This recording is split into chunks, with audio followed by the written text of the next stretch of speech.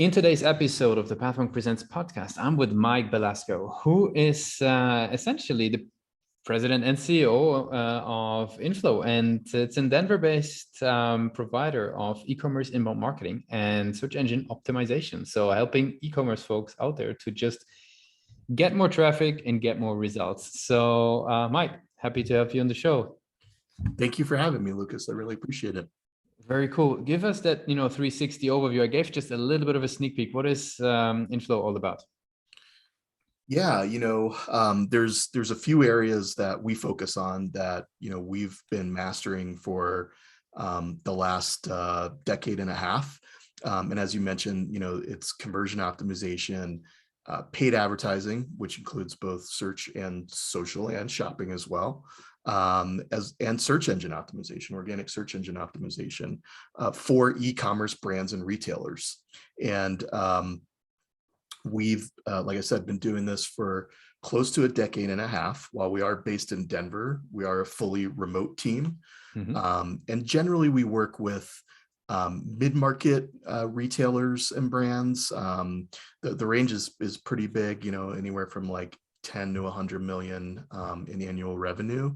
And sometimes, we have clients that are a little bit above that or a little bit below that, that we take on as well. Very cool. Who would typically bring Inflow on board? If we're talking about a mid-market retailer, is that what they're like CTO? Is that sort of the web team? Is that the marketing function? Is that, where does it come from essentially? Yeah, good question. It really varies. There's kind of three primary personas that we tend to target with our inbound marketing. Those range from a company owner or president who's taking on a lot and hiring people and things, but needs some help. There could also be a marketing director or an e-commerce director in that kind of role. And then occasionally in the much larger end of the spectrum, there's like SEO managers or something like that in-house, PPC manager, things like that would bring us in. Very cool. You mentioned inbound there already. I'm always curious to sort of learn more about like how people actually get to know Inflow. Like what is sort of the typical journey somebody goes through, or in other words, the key client acquisition channels that you guys are leveraging? Yeah, our blog, primarily everything is centered around that. So whatever we do there gets reflected in our email and our social media, things like that. We do a little bit of retargeting, but generally we find that our content, our thought leadership, a lot of times we'll release, free tools or spreadsheets on how to find seasonality in products through your paid search ads, wherever those cases may be. Our e-commerce content audit toolkit has been a hit for several years now. That's totally free and available on our website. And so I think people really get to know us and trust us. They get to see how we're doing the work because we're very, it's built into our culture to share. We have a core value called appreciate what we have and give back. And that doesn't just mean, to charity and other good organizations like that. It means give back to the marketing community because a lot of us we learned from our peers. We learned from their blogs. We learned from their Twitter. We learned from their, talks at conferences. And so we want to repay that and help that next generation of marketers as well. Interesting. You mentioned the blog playing a critical role. How do you think about the website? Let's say, I love to ask specifically somebody who's been in conversion optimization for a long time. Like, where do you see the current strength versus where do you see like room for growth or improvement on the website as it is today? On the Inflow website or got it. Well, we just released a new user interface, so that was pretty exciting for us.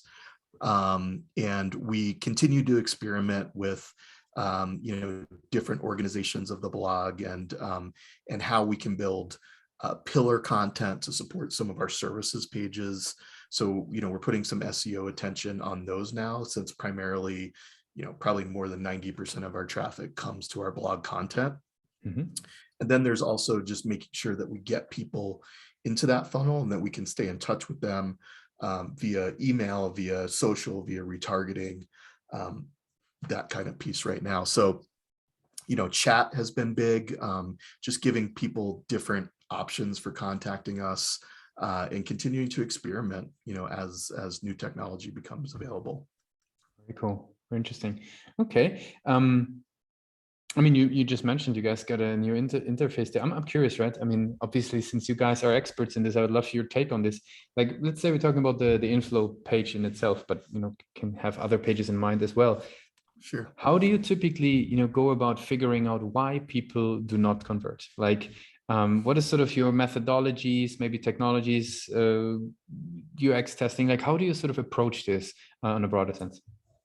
So we get a lot of value from user testing, where we're writing a script, we're having people run through it, that hopefully the panelists or the testers are within the demographic. If it's our site, or if it's a client site, whatever it might be, we get a lot from that. We also rely on, for our stuff, on our own clients quite a bit. So we'll constantly be interviewing them, surveying them about what they're reading, what they're interested in, what's going to keep them coming back to the site and engage with Inflow, that type of thing as well, so that we can replicate that experience for a lookalike audience, in a sense. Okay, so very user testing based is what you're saying, essentially. Very much user testing on our site. We don't, we occasionally run, split tests and different things like that. But I mean, honestly, being an agency website, we don't have a ton of traffic. So the tests that we run need to be, more site wide, so that we can incorporate the largest audience and get them done in a reasonable amount of time. Yep, makes complete sense. Very cool. There is a lot of content out there, right? I mean, you guys producing fantastic content. I was just actually browsing through the blog before the show, but there is a lot of content on marketing, growth marketing out there. Like, how do you personally filter? Like, what's your go-to places? How do you figure out what to read and where to focus on? Yeah, that's a great question. There's a few newsletters that I subscribe to, and that I really like. So Aleda Solis's newsletter, I think it's SEO FOMO. Marie Haynes has a great newsletter. Bertie Charlton has a great newsletter, and those are a little bit more SEO focused. But these days, they include a lot of conversion optimization, a lot of PPC. My original background's SEO, so I naturally tend to gravitate towards those. So I love the newsletters. Search Engine Land as well is one that I really like. I do a lot of lurking on Twitter and LinkedIn and those sorts of things, and so I've got some go-to folks that I follow. And then within the last couple of years, I've gotten involved in Traffic Think Tank.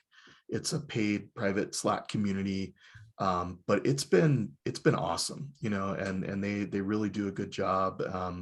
Sorry to give them a free plug or whatever on your show, but no. It's been very, very helpful. And whether it's hearing about what other agency owners are doing and how they're approaching their business problems, to getting recommendations for new technical tools and that kind of stuff, or even just solving a weird SEO problem, it's been a great resource.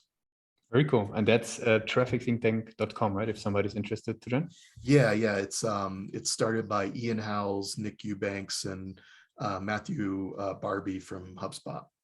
Very cool. Awesome. Very good. Since we're slowly approaching the end of the interview, I would love to jump into a couple of rapid fire questions where we learn a little bit more about yourself. Okay. Very good. So the first question would be, what is the last book that you read? The last one I just finished was called Thinking in Bets. It's by Annie Duke. She's a famous poker player, and so is her brother. And she's also an academic and a writer now. And she was explaining her tactics and making decisions and doing it all through the lens of a poker player or a gambler of any sort, thinking in bets. What's the one single thing that your company is focused on the most at the moment? Great question. We are we're really focused so we're an agile agency. So we run the agile framework. We use Jira as our project management system. Anything from our office administrators' work to my work to the stuff we're doing for clients, it's all in Jira. And so we have a pretty large focus to continue to improve everything that we do around agile. And it's really been paying off in dividends for us. So, whether it's creating more structure, like checklists in our we have a playbook that we use, and so creating checklists so that we can distribute more work, or even how we run our sprint planning meetings, and which data we look at, and trying to streamline even that process. So it's a big focus for us, and we see it pay off in efficiency and in results for clients, and of course, at the end of the day, in profitability as well. Very cool. If there would be no boundaries in tech, right? Everything is possible. What would be the one thing you would fix for your company or for your role, for that matter, today? I think it would have to be attribution. I mean, it's just such a difficult thing that's becoming even more difficult now with the iOS changes and Facebook changes and everything. And I again, this is the imaginary world, so I understand privacy and I respect privacy and that kind of thing as well. But since I'm waving my magic wand, we get privacy and full attribution as well. What's the last thing that kept you awake at night about the company? Right now it's like there's a lot of competition for our staff out there, right? The market's hot. The salaries are moving higher and faster than ever before. And so we just have to, maintain our great culture, and the reasons that people work there, not just salary, not just benefits, which we offer plenty of, but I think it's just some of those unknowns in the market, and really just really loving the team that we have, and wanting to keep them together as long as possible. Very good. If today, right, let's do a bit of time travel. If you're ready, let's go back to I'm always ready for time travel. Very good. Let's go back to the days of the University of Colorado Boulder. Yeah. You're just heading out of uni. Now you're off into the world of, web development, marketing, growth. What's the one advice you would give yourself? I think it would probably be to really master the art of communication, and more specifically, crucial conversations. I think that again, a core value of Inflow is good communication solves all problems. The key word being good, right? Which means like with the right person in the right place at the right time, and the right mode of communication.